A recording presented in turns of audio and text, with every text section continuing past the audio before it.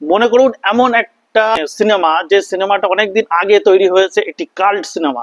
সেই সিনেমার চরিত্রগুলোকে আপনি জীবন্ত করে তুললেন এআই এর মাধ্যমে, এবং তারপরে বর্তমানে আপনি চলে গেলেন সেই সিনেমার ভেতরে একটি চরিত্র হয়ে। কেমন লাগবে? এই নিয়েই গল্পটা।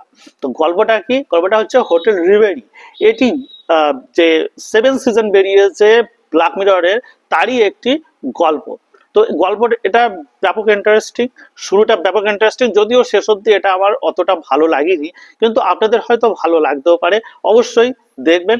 এখানে দেখানো হয় পুরো একটা পুরনো কাল্ট সিনেমা, সেখানে সিনেমাটাকে রিমেক তৈরি করা হয় এআই এর মাধ্যমে।